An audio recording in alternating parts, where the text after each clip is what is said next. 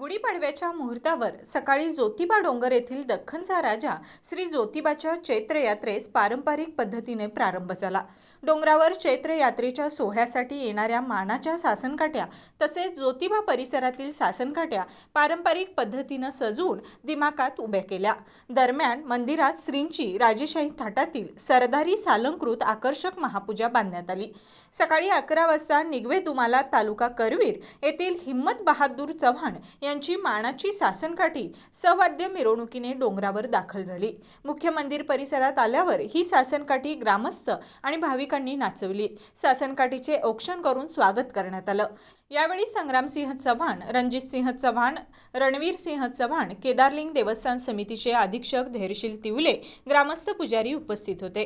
मानाची सासनकाठी मंदिर परिसरात आल्यावर गुलाल खोबऱ्याची उधळण झाली। ज्योतिबाच्या नावाने चांगभलचा जयघोष करत भाविकांनी मंदिराभोवती प्रदक्षिणा काढल्या।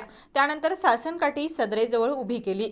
दुपारी 12 वाजता तोफेच्या सलामीने श्रींचे मुख्य पुजारी यांच्या उपस्थितीमध्ये छत्रपती शाहू महाराजांचे वंश परंपरागत असणारे ठाकरे भाविकीचे पुजारी यांचे हस्ते नवीन वर्षाचे पंचांगाचे पूजन करण्यात आलं।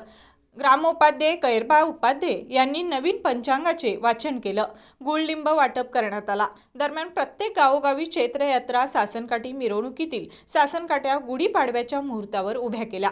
निनाम पाडळी, जिल्हा सातारा, मोजे विवे, तालुका पाटण, कसबे डिग्रज, तालुका मिरज, कसबा सांगाव, तालुका कागल, किवळ, तालुका कराड, छत्रपती करवीर, कवठे गुलंद सांगली, मनपाडळे, हातकणंगले, फाळकेवाडी, दरवेश पाडळी, सांगली, सातारा, कराड, पंढरपूर, सोलापूर, बार्शी, लातूर आदी भागातील मानाच्या सासनकाठ्या उभ्या करून त्या गावात ज्योतिबा चैत्र यात्रेसाठी केव्हा जायचे याचं नियोजन केलं।